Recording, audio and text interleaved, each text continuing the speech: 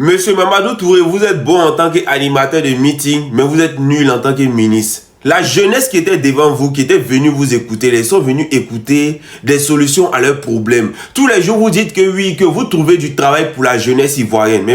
Mais monsieur le ministre, c'est combien on paye aux jeunes pour faire face à leurs factures d'électricité? C'est combien on leur paye pour faire face à leurs dépenses quotidiennes? C'est combien on leur paye pour faire face au transport, à la cherté de la vie, à leur loyer, à l'éducation de leurs enfants, à leur santé? C'est combien on paye à ces jeunes-là? Quand vous parlez de travail en Côte d'Ivoire, c'est combien on paye à ces jeunes-là pour que ces jeunes-là puissent vivre décemment et non comme des aventuriers dans leur pays? Voilà pourquoi la plupart de la jeunesse ivoirienne, même quand ils travaillent, même quand ils sont en activité, ils ont toujours envie de sortir du pays parce qu'ils ont l'impression de vivre comme des aventuriers. Même les forces spéciales m'appellent pour me dire: Benito, voilà ce qu'on vit, voilà ce qu'on gagne. Notre salaire fait qu'on est obligé de rester toujours en famille. C'est-à-dire que si on n'est pas en famille, c'est qu'on est en caserne.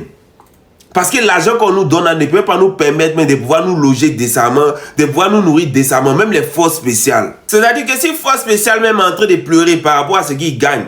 Donc imaginez les jeunes qu'on parle d'emploi jeunes, ceux qu'on a trouvé des stages, on a trouvé ceci, ceux qui s'en fait 8 mois, 2 ans de stage. Imaginez pour eux. C'est des gens qui sont obligés de dormir dans le salon. C'est des gens qui sont obligés de rester en famille. Et au lieu de venir parler de ces problèmes de ces jeunes-là, comment vous allez faire pour que, avec le peu qu'ils gagnent, ils puissent vivre décemment, ils puissent se loger décemment en tant que des êtres humains vivant dans leur pays et non des aventuriers au Maghreb? Vous venez raconter des balivernes. Oui, Gbagbo n'a pas voulu passer par le troisième pont parce qu'il est jaloux. Vous allez nous dire que depuis que Gbagbo est rentré jusqu'à aujourd'hui, il n'est pas encore passé par le troisième pont. Si Gbagbo passe sur le troisième pont, il ne passe pas sur le troisième pont, qu'est-ce que nous on en a à foutre avec? On n'en a rien à foutre. Vous êtes ministre de la jeunesse et de l'emploi. Les jeunes sont en train de mourir dans les zones industrielles. Les jeunes sont en train de vivre difficilement. Beaucoup ne sont pas assurés, beaucoup ne sont pas payés. Beaucoup, tous les mois, vivent des difficultés inimaginables en Côte d'Ivoire.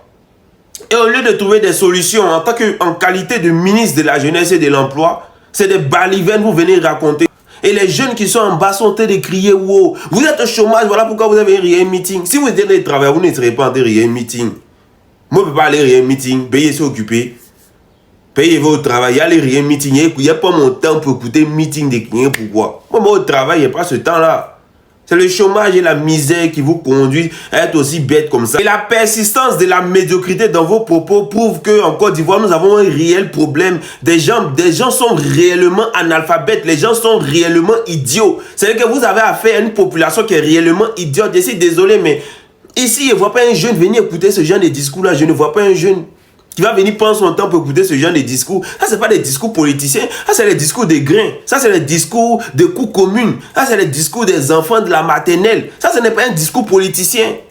Parce que quand on tient un discours politicien, là, on tient des discours politiciens en fonction de ce que les gens vivent. Parce que la politique, c'est la gestion de la cité. Comment on gère la cité? Comment on fait pour que les gens puissent vivre décemment? C'est ça un discours.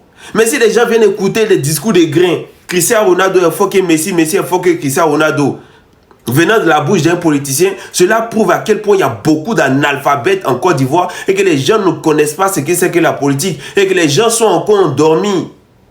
Donc ça vous plaît d'être roi parmi les moutons. Ça vous plaît d'être le plus intelligent parmi les plus bêtes. C'est ça en fait la réalité.